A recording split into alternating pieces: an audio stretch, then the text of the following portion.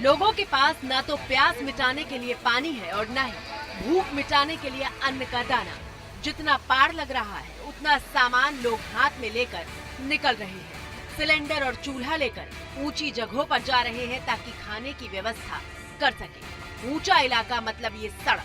संवाददाता शशांक ने 3 दिन से सड़क पर मौजूद लोगों से बात की तो उनका दर्द आंसू बनकर छलकने लगा। जो बाढ़ पीड़ित हैं, वो यहाँ एक पुल पर शरण लिए हुए हैं। कुछ भी बचा है या सब कुछ बह गया? हाँ, सब चीज बच गया। किसी भी तरह की मदद नहीं मिल रही है? नहीं क्या मदद नहीं मिल रही है? हम लोग को मदद कुछ नहीं मिल रहा है। 3 रोज से पुला पर है, उससे कोई मदद नहीं चाहिए। बहुत जरूरी आना चाहिए नीतीश कुमार को। ये दिल्ली चले गया, पब्लिक को नहीं देखा है कितना पानी में छप्पर पे है आदमी अभी बैठा हुआ है, कुछ व्यवस्था नहीं है। आमतौर पर जब बाढ़ आती है और पानी का फ्लो बहुत भयानक नहीं होता तो बाढ़ से नदी के आसपास के इलाके वाले लोग प्रभावित होते हैं। लेकिन इस बार नदी के किनारे बने तटबंध लगातार टूट रहे हैं। तटबंध जो रिहायशी इलाकों और गांव के भीतर नदी के पानी को जाने से रोकते हैं। लेकिन इस बार पानी का बहाव इतना ज्यादा है कि 24 घंटे के भीतर बिहार में 7 तटबंध टूटने की खबर आई है, जिसकी वजह से गांव के भीतर सैलाब का पानी घुस चुका है। अलर्ट सब थे, तटबंध टूटे हैं। उसमें ये है कि आप पानी का जो बहाव है, पानी का जो स्पीड है, वो इतनी तेज है कि तटबंध को तोड़ दिया है। दुर्भाग्यपूर्ण घटना है। इसमें इंजीनियर्स तो वहाँ लगे हुए हैं, लेकिन कुछ नेचुरल चीज़ होता है, जो प्राकृतिक चीज़ होता है, जो हमारे भी बस में नहीं होता है। मिसाल के तौर पर बिहार के दरभंगा से आई ये तस्वीर देखिए, जहां भूगोल में कोसी नदी पर बना तटबंध टूट गया। तटबंध टूटने के बाद बाढ़ का पानी गांव के भीतर घुसने लगा। करीब 200 फीट के इलाके में तटबंध टूटा है, जिसका दायरा बढ़ता ही जा रहा है। हाल ये है कि करीब 4 लाख की आबादी पर इसका असर है। असर क्या है वो अगली तस्वीर से समझिए। और ये तस्वीर भी दरभंगा से ही आई है। एक हाथ में चप्पल है और दूसरे हाथ में परीक्षा की कॉपी। पानी को पार करते शिक्षक छात्रों की कॉपी लेकर जा रहे हैं ताकि मूल्यांकन कर सकें। हालात बता रहे हैं कि इस आपदा में स्कूलों में छुट्टी होनी चाहिए, लेकिन बिहार सरकार शिक्षकों को इस तरह बदहाल करके स्कूल आने पर मजबूर कर रही है। और ये तस्वीरें बता रही हैं कि तटबंध टूटने के बाद कई दशकों बाद बाढ़ ने ऐसी तबाही क्यों मचाई है, जबकि कई तटबंध ऐसे हैं जिनमें रिसाव शुरू हो चुका है, यानी उनके भी टूटने का खतरा मंडरा रहा है। इस वक्त हम सुपौल के निचले इलाके में हैं। मुंगरार ये गांव है। ये पूरा इलाका जो है जलमग्न है। यहाँ पे बाढ़ आ चुका है। झोपड़ियाँ जो है वो डूब गई हैं। सब कुछ नदी में समा गया है। एक नाव पर हम सवार हैं और यहाँ की तस्वीरें जो है वो आपको दिखा रहे हैं। लगातार पानी जो है वो कोसी बैराज से छोड़ा जा रहा है। उसी के कारण निचले इलाकों में जो है वो बाढ़ का पानी घुस गया है। इन इलाकों में हजारों की जो आबादी है वो बाढ़ से प्रभावित है। लोग त्राहिमाम कर रहे हैं। स्थिति जो है वो बदतर होते जा रही है। पानी जो है वो बढ़ रहा है इन इलाकों में। सुपौल के डीएम ने कहा है कि किसी की मौत की सूचना नहीं है और जिनके घरों को नुकसान पहुंचा है उन्हें मुआवजा दिया जाएगा। कोई भी घर या तो कच्चा हो या पक्का हो या फिर फुली टूट गया या आंशिक रूप से, हर का एक रेट निर्धारित है। हम लोग उसका भी असेसमेंट करवा रहे हैं कि किस पंचायत में, किस वार्ड में कितना घर किसका टूटा है। अकॉर्डिंगली जो डिजास्टर मैनेजमेंट का जो रेट है बाढ़ सहायता राशि से, उसके अनुसार हम लोग उनके खाते में पैसा भी देंगे। दरअसल नेपाल के बांध से पानी तो हर बार छोड़ा जाता था, लेकिन इस बार 56 साल में सबसे ज्यादा पानी छोड़ा गया है। हालात जल्द काबू में आएंगे ऐसा लगता नहीं है।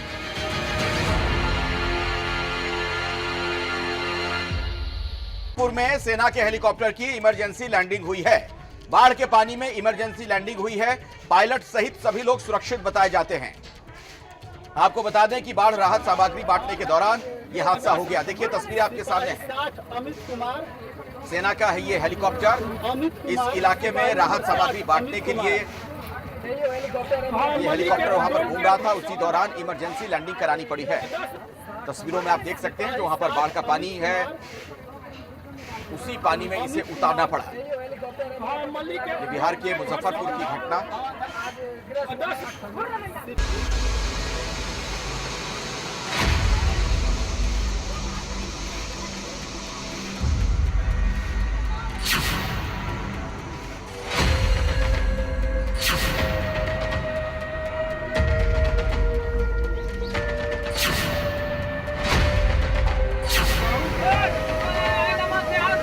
कोसी नदी जो है वो तांडव मचा रही है, अपने रौद्र रूप में आ गई है।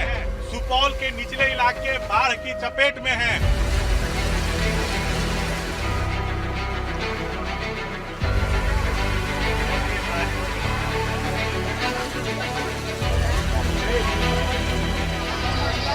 पानी है घर में, माल मवेशी का दिक्कत है, स्कूल जाने का असुविधा हो गया, स्कूल में पानी है, सारा जगह एकदम डूब गया, एकदम पानी से हम लोग अस्त व्यस्त हो गए हुए हैं।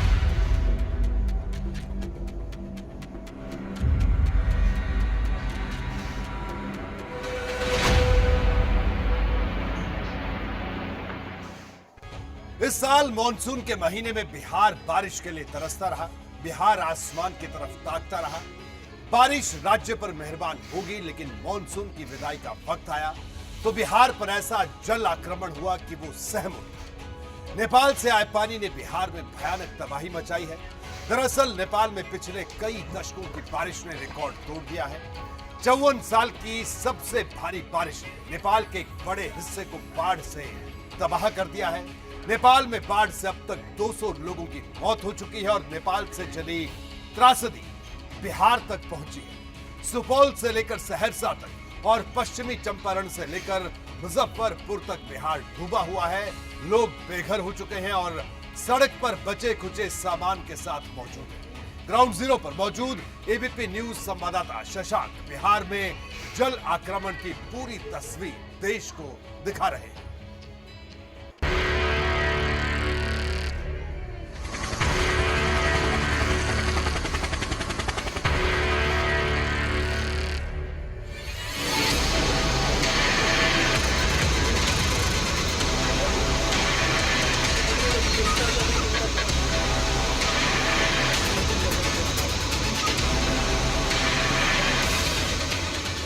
पिछले 50 साल की सबसे भयानक बाढ़ से कांप उठा है हिंदुस्तान का पड़ोसी मुल्क नेपाल।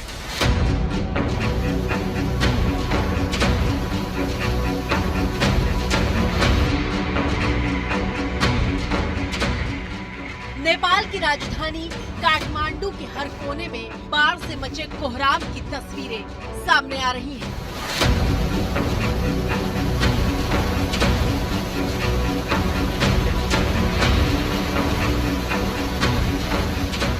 आपकी स्क्रीन पर मौजूद इस तस्वीर को देखिए।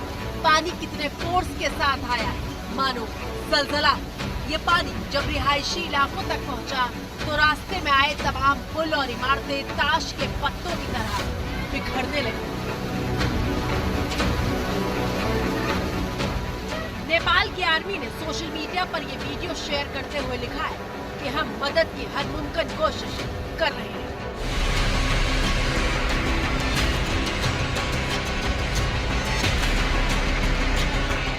बागमती नदी है, जो बागमती नदी में कल बाढ़ आया बारिश की वजह से, और इसी बाढ़ की वजह से पूरा काठमांडू का हर शहर हर एरिया एक तरह से कहा जाए तो बाढ़ से प्रभावित हो गई। ये बाढ़ तो आता था पहले, इतना बाढ़ नहीं आता। कल एक दिन सिर्फ बाढ़ आया या क्या स्थिति था? एक दिन बाढ़ आया लेकिन पूरा हलचल हुआ। दरअसल नेपाल में शुक्रवार से लगातार तेज बारिश हो रही थी। ऐसी बारिश जिसने पिछले सारे रिकॉर्ड ध्वस्त कर दिए और नेपाल की तमाम नदियां उफान पर आ गई।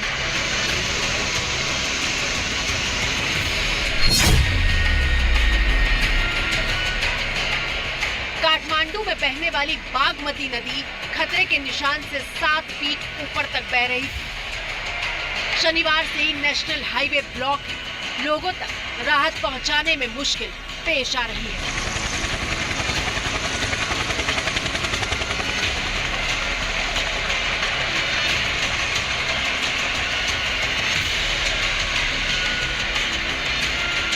आप देख सकते हैं कि ये AP1 टीवी चैनल का ऑफिस है। AP1 टीवी चैनल पूरी तरह से कल बाढ़ के पानी से डूब गया था, अर्थात चैनल के अंदर तक, स्टूडियो के अंदर तक पानी पहुंच गई थी। ये गाड़ियां देख रहे हैं, पूरी तरह से गाड़ी में दिख रहा है कि पानी कल इसमें घुस गया था। नतीजा ये हुआ कि नेपाल में शुरू हुई त्रासदी धीरे धीरे बिहार तक अपने पैर पसारने लगी और नेपाल का सैलाब बिहार में बर्बादी की इबारत लिखने लगा।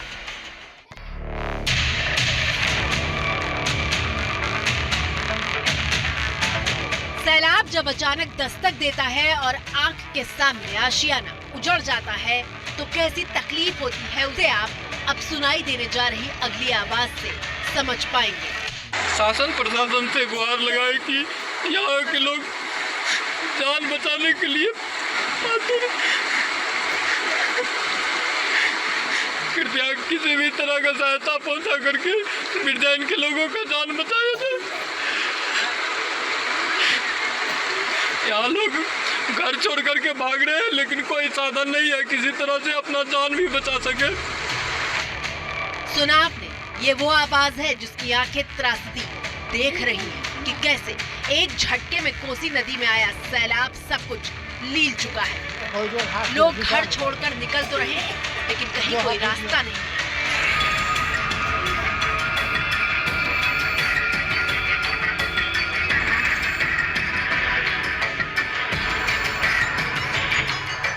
सड़क किनारे बचा कुचा सामान लेकर किसी तरह दिन गुजार रहे हैं। बिहार के अररिया से आई तस्वीर को देखिए, आधे से ज्यादा स्कूल बाढ़ के पानी में समा चुका है। ये देखिए कि इस स्कूल को देख के आप अंदाजा लगा सकते हैं कि इस स्कूल का जो ग्राउंड फ्लोर है लगभग आधा डूबा हुआ है।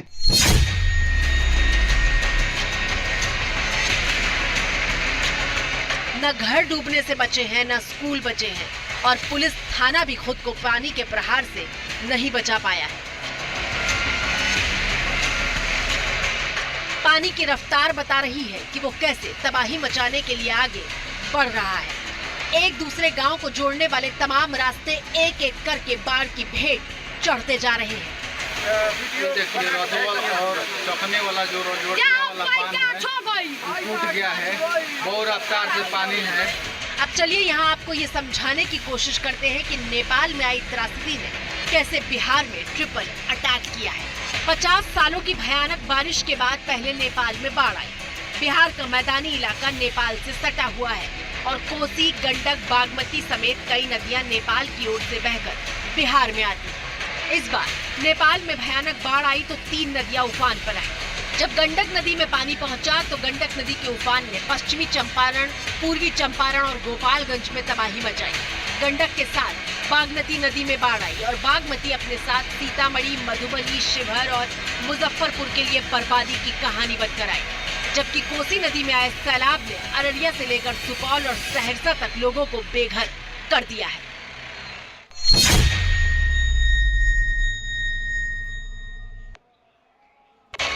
हालात ये है कि बिहार की राजनीति से लेकर सोशल मीडिया तक सिर्फ राज्य में आई बाढ़ की चर्चा है।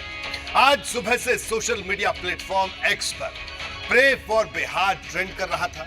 दरअसल बिहार में बाढ़ तो हर साल आती थी, लेकिन लोग बता रहे हैं कि साल 1961 के बाद उन्होंने कभी इतनी भयानक त्रासदी नहीं देखी थी।